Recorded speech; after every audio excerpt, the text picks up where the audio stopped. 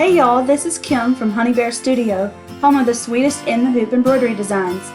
Be sure to click subscribe to keep up with all our tutorials. This was our first release of the top zip bags, and here it is in 8x12 size. But today I'm going to show you the Firecracker bag. It's the same exact type of construction. There's a applique part, and there's some fancy stitching on the top applique, and then we'll have everything put together exactly the same way as the Betty bag. So follow along and you'll learn. I always say that your first step is to print out your tutorial and get all of your materials ready. Now, we do put a lot of effort into covering every step in your tutorial, but sometimes those steps in written form just don't make quite as much sense as seeing it in person. I do still recommend for you to print that out. Each project is going to have a cut list with it specific to that project. Now, your bag may have the Betty scallops on it, but the process for putting together appliques is exactly the same on all the bags, and then the construction is going to be the same. So here you can see I've got my parts cut out. I have 2 pieces of lining fabric. I just use a thin woven for that. I've also got, for this one, I'm going to use vinyl on the top and bottom scallop. And then my backing vinyl, I usually do to match the bottom scallop of the bag, or the applique. They're not technically scallops on this one. And then I've also got a zipper. I like to use a zipper that's probably 3 to 4 inches longer than my hoop, because I have a little bit of zipper paranoia. I just don't want that dreaded broken needle. I don't want to bend my needle shaft. For me, it makes more sense, even if I have to spend a little more on longer ones, because I don't want to ruin a machine that I've paid a lot of money for with the wrong size zipper. So $1 or $2 for me doesn't make that big of a difference, and they're really not even that expensive. We buy in bulk these days, don't we? And the other piece is a 2-inch scrap, give or take. It's a scrap, so I just kind of cut it on the fly. But what these do, this is one here. The other one has been finger creased. But what these do is they go on the end of our zippers, and a little square will stitch down around that. And this kind of keeps the zippers they have a more finished edge, but it also keeps them from pulling out of the vinyl when we turn the bag. I just don't like to see rough edges on those when we turn them inside out. So this is a technique that I use to cover that. Now, you may be working on a machine that would bump your zipper head, because before we put these on, we pull the zipper head down to the middle, and your foot of your machine may kind of click against that when it's trying to stitch the lines down here or do the satin stitch to finish. So what you can do, if you would like, is skip the steps for these, the zipper ends, and just leave your zipper open until it's time to put the lining on and stitch the stitch around the perimeter of the bag. And I'll address that when it's time during the video. So we've got the first step of the bag pattern stitched out, and what that is a placement stitch that's going to show you where everything goes. Now, if you're a person who doesn't like to print out your tutorial and cut by the cut list, you just like to cut on the fly, I like to include this so that you can do that, because I'm kind of that way too. I get a little impulsive and I'm like, I want to make it, and I don't stop and prepare and do all my steps. So this way you can actually double check if your pieces are big enough. Even if you have used a tutorial, mistakes have been made in the past. So you can go back and look at this so that you don't waste fabric. So anyway, the top part here is your zipper track, and this is usually the way we start with all zipper bags. We're going to actually place the zipper right in this zipper track and tape it down. Now, it's important that you get your zipper exactly on these lines. We're going to stitch inside the lines and secure the zipper to the stabilizer.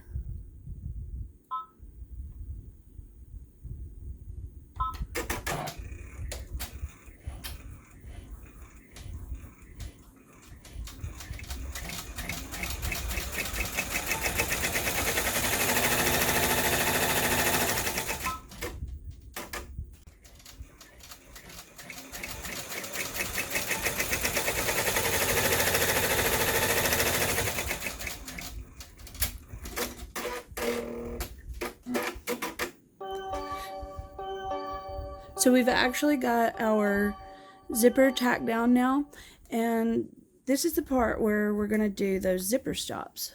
So it's very, very, very important if you're doing the zipper stops to remove this stubborn tape right here and actually open your zipper out to the middle of the project. And I like to use a piece of my tape and hold that metal head in place so that it doesn't run interference with the foot. Now, a placement stitch has been run for our first zipper stop. I'm going to take the folded edge of that scrap of fabric and I'm going to place it in towards the opening of the bag. And we're going to cover that placement stitch and then run the tack down for that.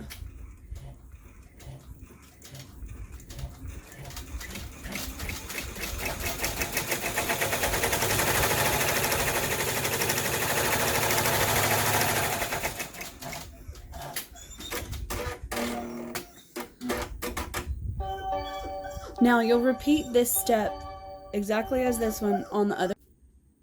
Now we have both zipper stops in place, and we're going to take the hoop off the machine. We're not going to unhoop, and we're going to line up our back lining fabric on the back of the hoop. So we've got the hoop off the machine, and we're going to place the lining fabric. That was, for this 5x7, it was a 5x7 piece of lining, or 6x8. We're going to put it with the right side facing your stabilizer. And we're going to bring it right down here to this bottom zipper track. And I'm going to overlap it just a little bit and tape in place. The next stitch that you run will actually go right across here, and later we're going to pull this down.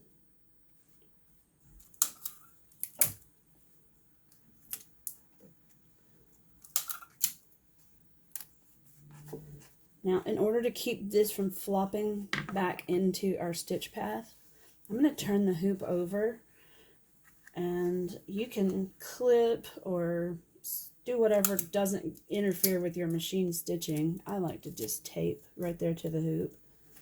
And I do still watch it in case the tape lets go, but that will kind of keep it out of your way and you won't have to worry about it flopping back down into your stitch path, because it's going to stay there until the very end of stitching. So now we have the hoop back on the machine with the lining fabric in place, and we've made sure that it didn't come undone while putting it back on. Sometimes it likes to come untaped. We're going to run this little bean stitch right across here.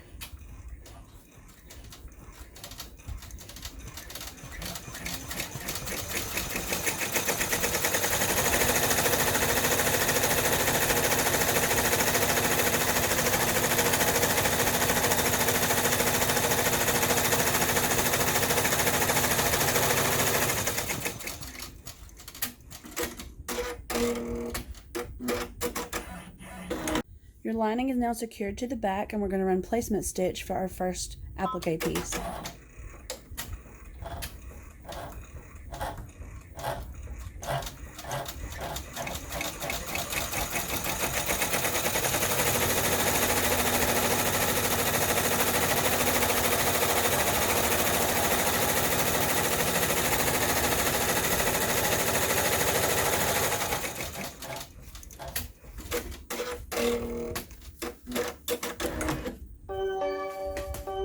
Now for this bag I'm using vinyl, and my vinyl was cut very neatly by the distributor up here in a very straight line.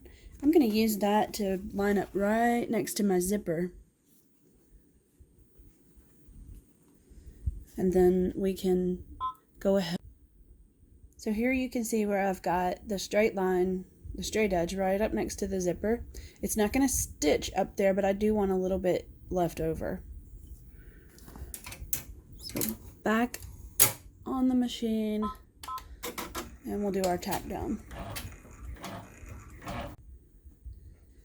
And here's our first applique piece. I've pulled it off the hoop and I've trimmed around the curve here.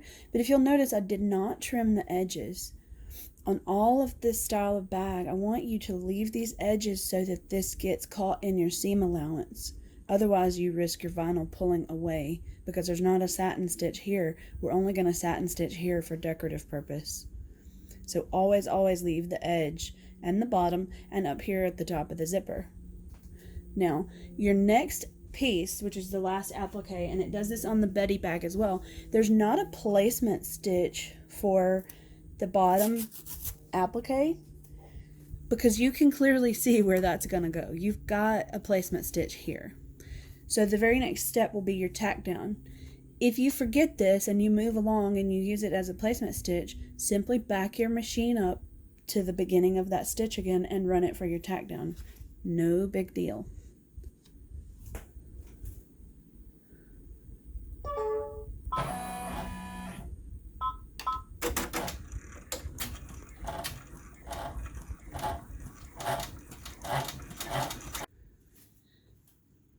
So I'm sure you noticed that the only tack down stitch for the bottom piece is the top line here. We didn't do a tack down stitch around the bottom.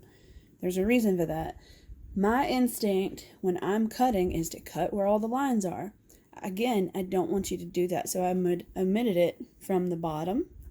You're going to cut straight across here and then go down with your curve and then cut straight across once you get to the bottom of the bag. That way you're sure to leave all of this seam allowance down here.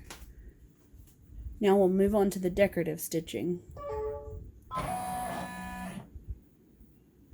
And either before or after this step is also a good time if you're going to put a monogram or any kind of wording down here on the bottom pieces, or if you're going to leave this blank and do a monogram up here, that's fine too, but this is the time to do that.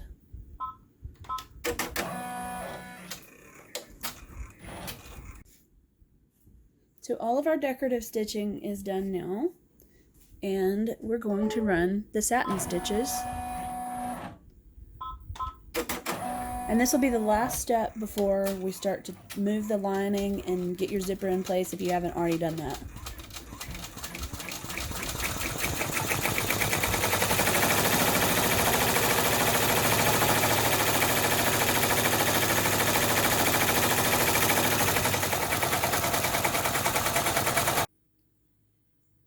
Decorative stitching is all done now, and you've done any personalization you want to do. So the next step is we took it off the machine. We do not unhoop. And we're going to fold this liner back down.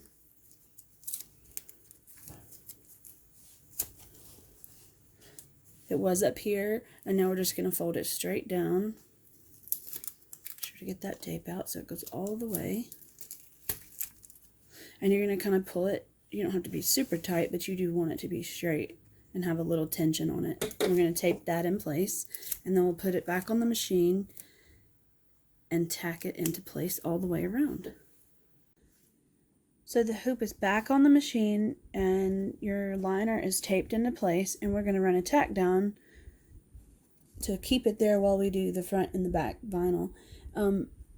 One thing to note right here, this is the time. If you have not done the zipper stops and your zipper's still out here, now's the time to move your zipper and tape it.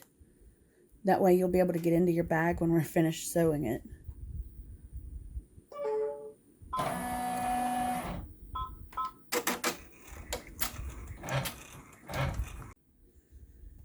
Now that our liner is tacked in place, we're going to either put on top straps for a crossbody handle, or we're going to put a little pull tab over here, or you might even do both. It's personal preference. So these would be your placement stitches, and if you're going to do tabs up here, I just take a piece of vinyl.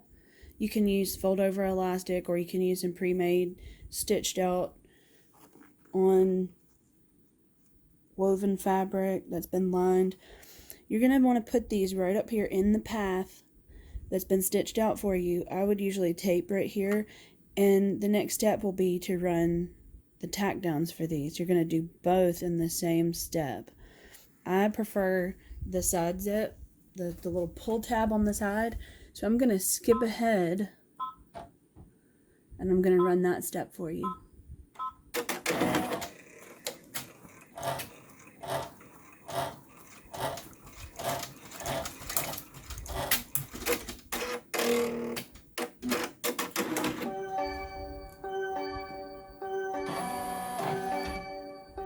So my placement stitch is right here. It may be a little hard to see because it is the same color as my vinyl. I'm going to tape that down. This is outside the seam allowance, so I don't even have to worry about taking the tape off later. The folded edge of your tab is in here towards your design. If you put it out here, then it will be cut off and outside your zipper bag, so it won't be of any use to you.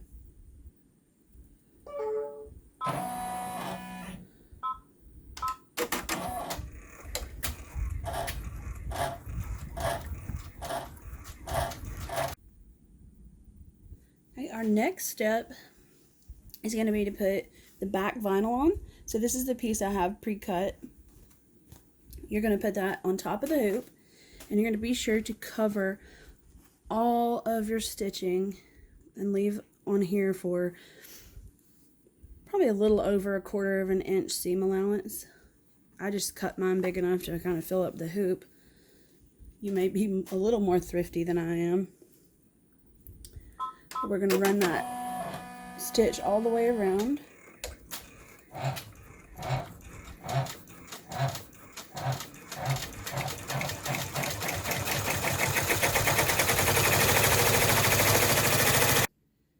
Once we have the back vinyl secured, we're going to take the hoop off the machine, flip it over one more time, and we're going to place our other piece of lining for the inside right on that. We're going to go to the very top because we're actually going to sew up here this time, and this space will be left open for your zipper. Right side towards the stabilizer, or the right side of the other, so right sides together here. Tape that into place, and then we'll put it back on the machine and run the last.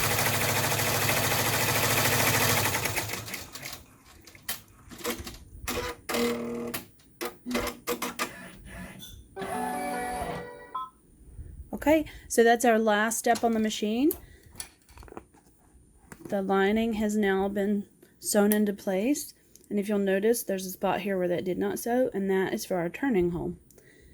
We actually have to flip this one inside out twice. So now we can unhoop and start to cut. So I've jumped ahead a little bit here. I've already cut about 1/4 of an inch seam allowance all the way around. It's okay if it's a little less, it's okay if it's a little more. You just want enough so that your fabric and vinyl don't pull through your stitches when you're turning. For the cutting, I like to cut on the side of the lining because it shows me where my opening is. And what I want to do for the opening is cut a little tab because it's easier to fold in and catch these bigger pieces when it's time to sew together. See how that's easier to control in there than trying to turn a little bitty piece like this to sew. So you leave yourself a bit of a tab. Now, pull the two lining pieces back away from the stabilizer and your vinyl, and go ahead and cut those back down to your normal allowance. The very next step, we need to clip our curves so that they come out a little better. Now this may look haphazard and careless, but I am actually not cutting into this line. If you don't trust yourself to do that, get some scissors with a sharp edge and just cut with the tips of your scissors. But that will help these curves ease when you flip it inside out. Okay, the next thing we're going to do is start up here in the top corner, stick your hand through the lining,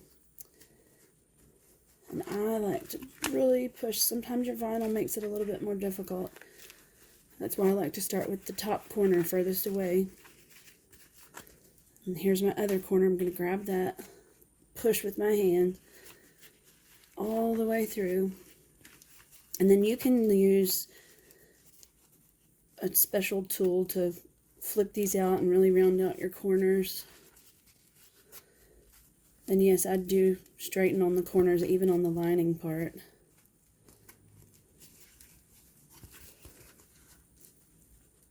On the bigger sizes, I usually will get a pencil or a paintbrush in, something that's a little rounded off, and then push through. But be careful if you're using a pencil, don't poke with the writing end so you make holes in your bag. Now, once you've got this straightened out a bit, you're going to flip those tabs right in here, and you can secure this in whatever way you want to use. You can get a needle and thread and whip stitch that closed. It doesn't have to be beautiful. It's inside bottom of your bag. The lining's usually going to wrinkle over it so you don't even see it. You can use hem tape. If you're a hot gluer, more power to you. Go ahead and do that. So here's my little ugly duckling stitching. Again, it's not going to show, so not a big deal. Next step, and now here's the fun part. We get to turn our bag inside out and see what we've created. Pull this tear away, or if you've used cutaway, carefully cut away your stabilizer from your zipper. And you can pick the fuzzies out if you care. If not, they can just be happy little fuzzies. They can live there. Find your zipper head. Still got tape. If you fold it out this way, I figured out it's easier to push it back. Now,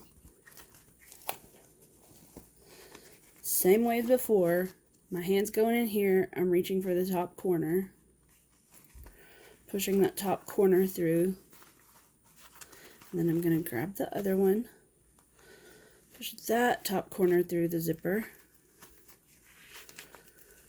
and now I can flip the rest of it.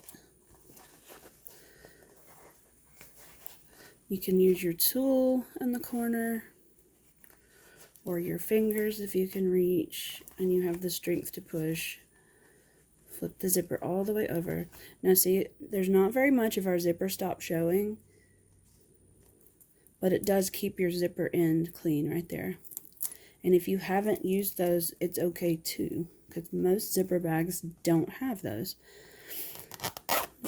Zip it, and there you go. You've done it. You can add a little pull tab here.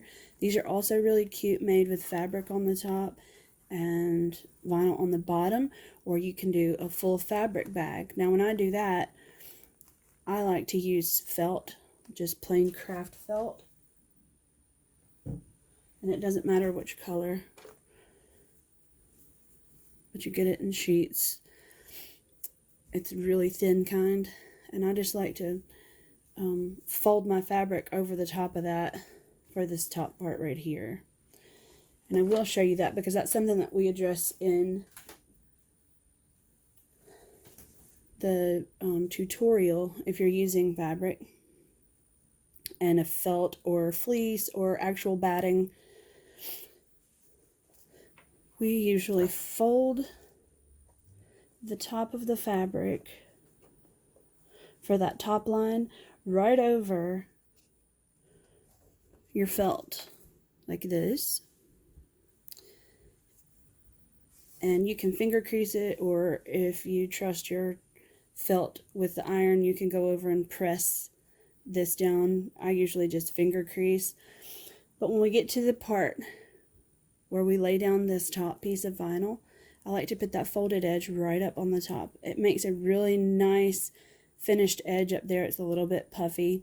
In fact, I really like these bags done out of fabric because I have so many fabrics here to choose from. And the felt just gives it a really nice quilted feel. So that's that tip for you on that. And the Betty bag right here is an example of the felt. So there you go. I hope that that helps you make a lot of these bags. fully lined inside. They make great Christmas gifts. You could use it to hold a number of things because these bags range in size from 4x4 all the way up to 8x12. I have some cute sewing fabric. I intend to make one, either the 6x10 or the 8x12, which both hold scissors and do sewing kits. So that's just one idea out of many you could do that with those. So I hope you've enjoyed the tutorial.